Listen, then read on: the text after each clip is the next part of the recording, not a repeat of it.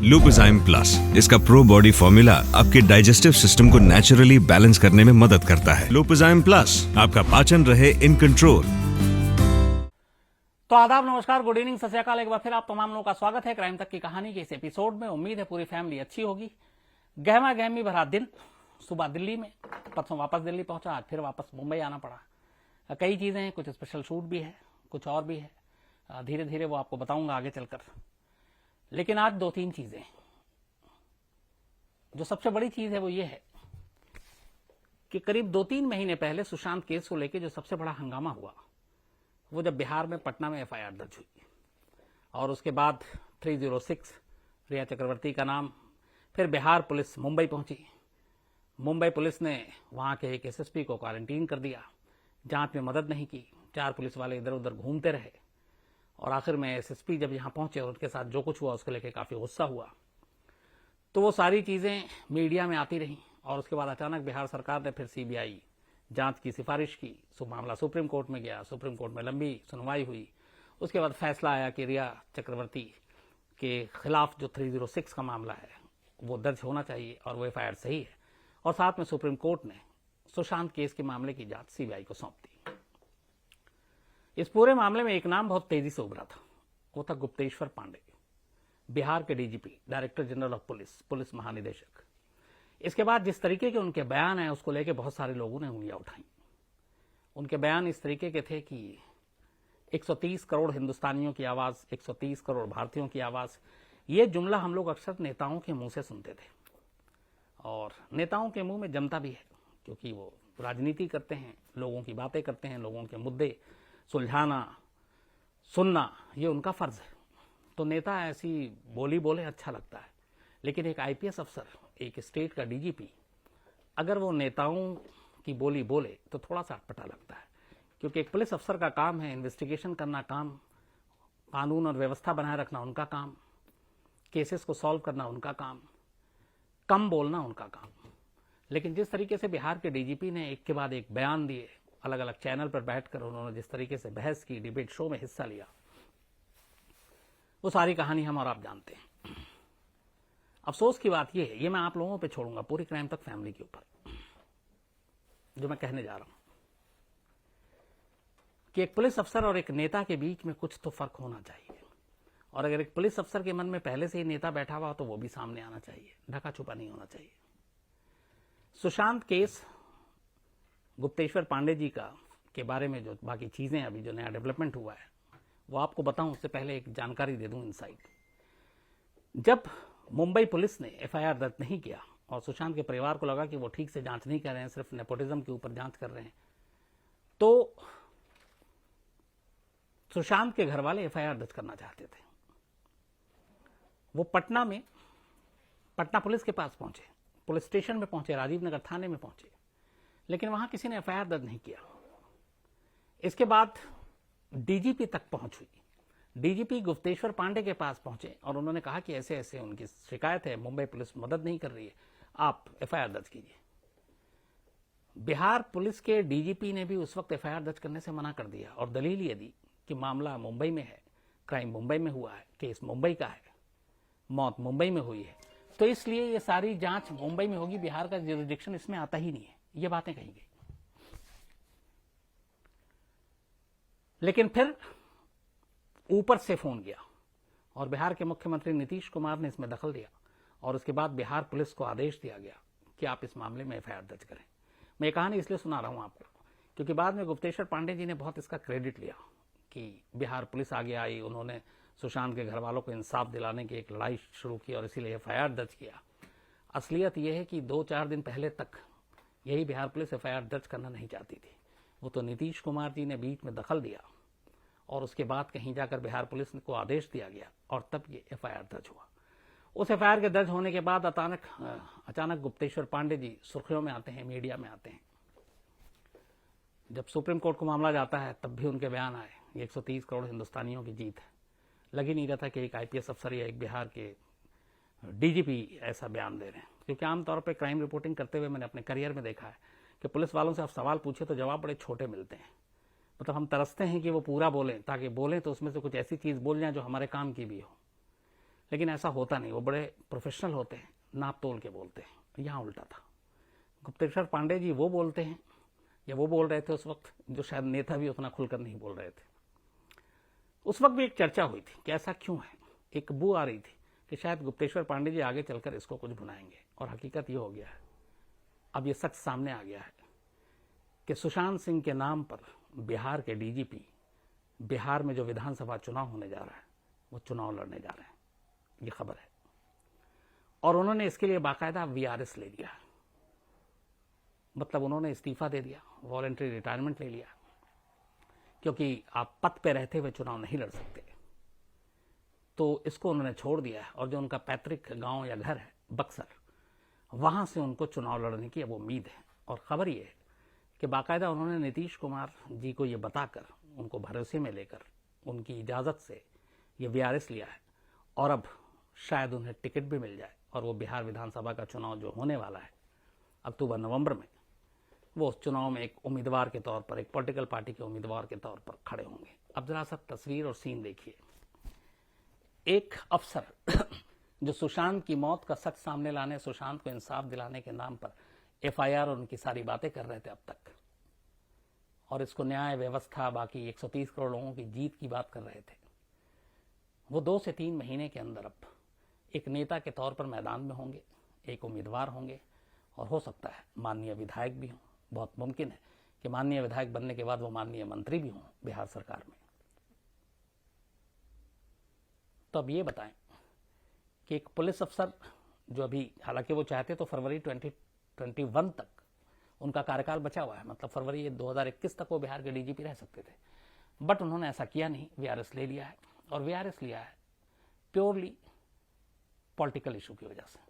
चुनाव लड़ना है, राजनीति के मैदान में उतरना है। हालांकि 2009 में भी एक बार, उससे पहले शायद मैं अगर सही हुई तो 2009 में ही उन्होंने एक बार और रिटायरमेंट ले लिया था पुलिस सेवा से, और तब भी वो सीट चाहते थे लोकसभा का। लेकिन तब जिस जगह से वो सीट चाहते थे वहां पे बीजेपी के एक ताकतवर उम्मीदवार थे लोकल, बीजेपी ने उनका टिकट काटना मुनासिब नहीं समझा, और इसीलिए गुप्तेश्वर पांडे को टिकट नहीं मिला। तो जब टिकट नहीं मिला तो वापस पुलिस फोर्स में आ गए, और सरकार ने हाथों हाथ उनको वापस लिया, यहां तक कि फिर वो डीजीपी बने। लेकिन अब डीजीपी बनने के बाद और फरवरी में रिटायरमेंट से पहले अचानक वो इस्तीफा देकर चुनावी मैदान में जा रहे हैं। तो पिछले 1-2-3 महीने के उनके जो बयान हैं, और मुंबई और बिहार पुलिस में जो कड़वाहट आई बयानों को लेकर, उसमें बहुत बड़ी भूमिका जो है गुप्तेश्वर पांडे जी की भी रही है।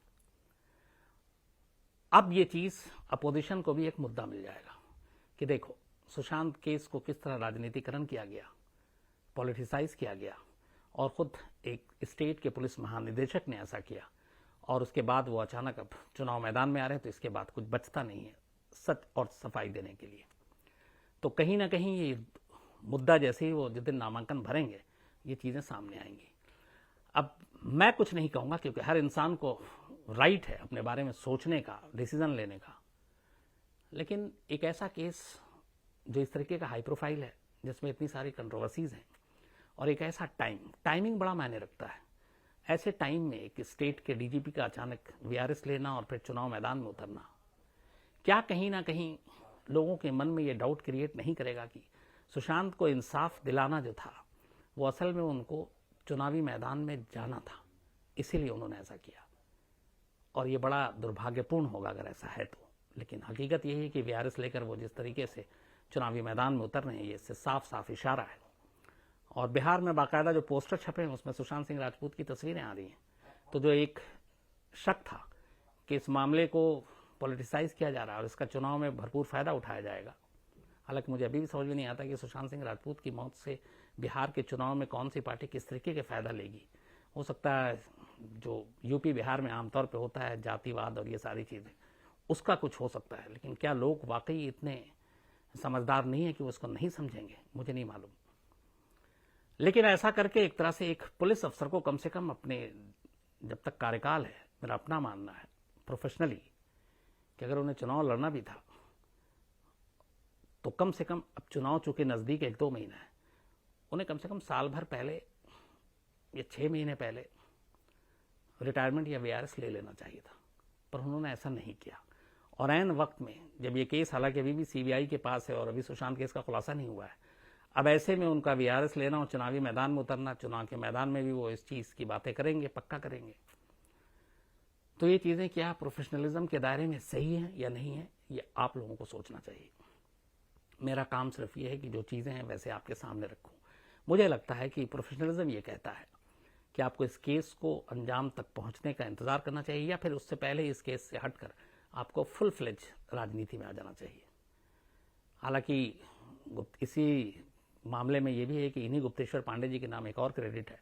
जब नीतीश कुमार जी ने बिहार में शराबबंदी लागू की तो उसको जमीन पर लागू कराने में इनका बहुत बड़ा रोल रहा है। अच्छे इंसान हैं, मदाहिया इंसान हैं, हंसमुख हैं, मीडिया के साथ बड़ी अच्छी दोस्ती है। मेरी इनसे जब भी बात हुई बहुत अच्छे से बात हुई, मैं बड़ी इनकी रिस्पेक्ट भी करता हूँ। लेकिन पर्सनल और प्रोफेशनल में थोड़ा सा फर्क होता है, तो इसीलिए मुझे ये लगा कि शायद इस वक्त ऐसा करना ठीक नहीं था, लेकिन अब उन्होंने किया है। यहां तक भी ठीक है, लेकिन अगर अब इस चीज को चुनावी मैदान में एक नारे के तौर पर या एक मुद्दे के तौर पर अगर ले जाते हैं सुशांत केस को, तो मुझे लगता है वो गलत होगा। लेकिन अब जब एक बार आप नेता बन जाते हैं तो फिर सब कुछ मुमकिन होता है। तो गुप्तेश्वर पांडे जी के इस वीआरएस और चुनावी मैदान में उतरने की खबर आप तक पहुंचानी जरूरी थी। इसलिए भी जरूरी थी क्योंकि जिस केस को लेकर सारी बातें हो रही थी, अचानक अब उसी बीच में वो यहां से हटकर अब आने वाले टाइम में शायद नेताओं की पूरी बोली, अभी तक कुछ शायद वर्दी की मर्यादा थी जिसमें उन्होंने कुछ चीजें नहीं कही हों, अब शायद वो खुलकर बोलेंगे। तो इंतजार रहेगा मुझे भी सुनने का, आप लोग भी सुनिएगा। तो एक तो गुप्तेश्वर पांडे जी की, दूसरी चीज जो बड़ा मुंबई में अचानक सरगर्मी बढ़ गई है, और मैं अभी जस्ट आपके सामने जब कहानी सुना रहा हूं तो मान के चले कि करीब 1.25 घंटे पहले मैं मुंबई लैंड किया हूं। कई हीरोइन, अभी तक बात कहानी की शुरू हुई थी एक हीरो की मौत के सच से, लेकिन अब हीरो की मौत का सच तो हाशिए पे है, हीरोइन का नशा सर चढ़कर बोल रहा है। इतने मोड़ आ चुके हैं सुशांत सिंह राजपूत के केस में कि अब तो मोड़ क्या, चौराहे पे भी खड़े हों तो छोड़ दीजिए, सीधा रास्ता भी देखें तो लगता है कि यार इसमें कितने मोड़ हैं, पता नहीं ये केस कहां जा रहा है। उसी सिलसिले में श्रद्धा कपूर, सारा अली खान, इसके अलावा कीर्ति सेनन, इसके अलावा सबसे जो फिल्म इंडस्ट्री में टॉप की अभी हीरोइन है दीपिका पादुकोण, इन लोगों के नाम सुर्खियों में है। खबर यह है कि दीपिका पादुकोण गोवा में थी, लेकिन अब वो मुंबई की तरफ आ रही हैं क्योंकि परसों, शायद परसों यानी कि 25 सितंबर को, फ्राइडे के दिन उनको एनसीबी के सामने हाजिर होना है। और इसके बाद सारा अली खान और श्रद्धा कपूर को शायद 26 को हाजिर होना है। एग्जैक्ट मैं अभी कंफर्म नहीं, क्योंकि फ्लाइट में था तो अपडेट नहीं ले पाया। लेकिन अगले 2-3 दिनों में इन सभी को एनसीबी के सामने हाजिर होना है। क्या मुश्किलें होंगी इनके साथ?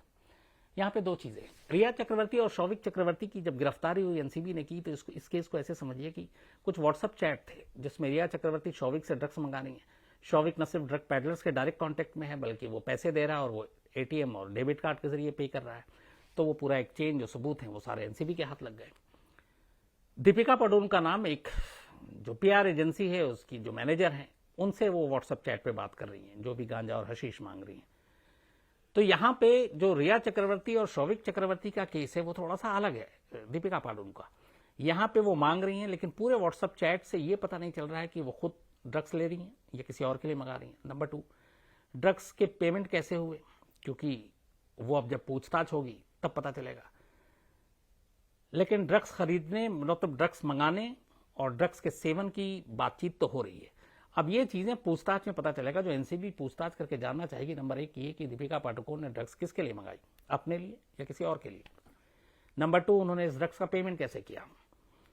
हो सकता है वो इसमें झूठ बोल जाए, लेकिन जिससे मंगा रही हैं, अगर उन्होंने सारी चीजें बता दी, जो उनकी मैनेजर हैं करिश्मा और बाकी, और जो ड्रग्स जिससे खरीदा गया ड्रग्स पेडलर से, वो अगर उसका चेन जोड़ देता है कि ये पैसे मुझे ऐसे मिले, पैसे मिलने का मोड ये था, डेबिट या एटीएम, कैश में हो सकता है बच जाए, लेकिन अगर इलेक्ट्रॉनिक प्रूफ होगा ट्रांजैक्शन का तो फिर दीपिका के लिए मुश्किल होगी। लेकिन ये पूरा ऐसा केस है कि अब तक जितनी गिरफ्तारी हुई है, पेडलर को छोड़ दीजिए, जितने भी रिया चक्रवर्ती, शौविक, सैमुअल मिरांडा या बाकी दीपेश सावंत, या अभी जो नाम आ रहे हैं सारा, श्रद्धा, दीपिका पादुकोण, इनमें से किसी के पास से ड्रग्स बरामद नहीं हुआ। आमतौर पर एनसीबी उन लोगों को गिरफ्तार करती है जिनके पास से ड्रग्स की बरामदगी होती है, उनके कब्जे से ड्रग्स मिलता है छापे के दौरान। लेकिन यहाँ किसी के पास से ड्रग्स की बरामदगी नहीं हुई। तो सवाल है कि ऐसा क्यों है? तो इसको ऐसे है कि इस पूरे मामले को एनसीबी किसी इंडिविजुअल के हिसाब से जांच नहीं कर रही है कि मुझे श्रद्धा को पूछताछ करनी है, मुझे सारा को पूछताछ करनी है, मुझे दीपिका पादुकोण से पूछताछ करनी है, बल्कि वो एक केस मिला जो सुशांत केस से जुड़ा हुआ था। उस केस के जरिए वो पूरे सिंडिकेट के तह तक पहुंचना चाहती है कि बॉलीवुड और ये तमाम जो लोग हैं इनमें पूरा ड्रग्स का ये रैकेट है क्या, कहां से आता है, कैसे होता है, कैसे ये बिजनेस चलता है, कौन कौन लोग इन्वॉल्व हैं, कौन खरीदते हैं, कौन बेचते हैं, कौन ट्रांसपोर्ट करते हैं, कौन पैसे लेता है। तो ये सारी चीजें, क्योंकि ड्रग्स में 2-3 चीजें होती हैं, एक खरीदना, एक कंज्यूम करना, एक ट्रांसपोर्ट करना, एक सेल करना। तो किस किस का क्या रोल है, इसीलिए ये सारी जांच किसी के पास से बरामदगी नहीं हुई, लेकिन हर एक की जांच इसलिए की जा रही है ताकि इस नेटवर्क को, इस सिंडिकेट को तोड़ा जा सके और असली गुनहगारों तक पहुंचा जा सके। तो अब इसमें देखना यह कि जो एनसीबी है वो क्या केस बनाती है पूछताछ के बाद, दीपिका पादुकोण पे या सारा अली पे या फिर श्रद्धा कपूर पे। क्योंकि ये सारा अली और श्रद्धा कपूर के जो सारे नाम हैं, रिया चक्रवर्ती ने वो नाम दिए हैं, और वो केदारनाथ फिल्म की शूटिंग के दौरान या फिर पावना पे जो पार्टी है उसमें श्रद्धा कपूर थी, वो सारी चीजें। दीपिका पादुकोण का भी 2017 का एक वीडियो भी वायरल है करण जौहर एंड कंपनी के साथ। तो उन चीजों का केस कितना पुख्ता होगा, क्या एक्ट्स लगेंगे इसमें, सेक्शन लगेंगे, क्या 27A भी इसमें लगेगा, क्योंकि 27A लगने का मतलब है फिर सिंडिकेट के साथ रिश्ता, अगर वो नहीं लगता है तब फिर हल्का है। लेकिन ये सारी चीजें जब पूछताछ होंगी अगले 3 दिन बड़े गहमा गहमी एनसीबी के बाहर ही सबकी नजर होगी, क्योंकि बॉलीवुड की तमाम हीरोइन जो हैं, खासतौर पे एक नामचीन इनमें, हालांकि श्रद्धा कपूर भी अच्छी खासी उन्होंने कई फिल्में की हैं, सारा अली खान ने भी की हैं, और दीपिका पादुकोण तो खैर ए लिस्टर हीरोइन ही है। तो इन लोगों का क्या होता है एनसीबी के सामने अगले 3 दिन गहमा गहमी रहेगी। मुंबई में मैं मौजूद हूं, तो आपको सारी अपडेट, सारी जानकारी देता रहूंगा। आज कहानी में बस इतना ही, क्योंकि वक्त भी कम है और बहुत सारी चीजें भी करनी है। तो कल मुलाकात होगी आपसे रात 9 बजे किसी नई कहानी के साथ। तब तक अपना ख्याल रखिएगा। Thank you very much.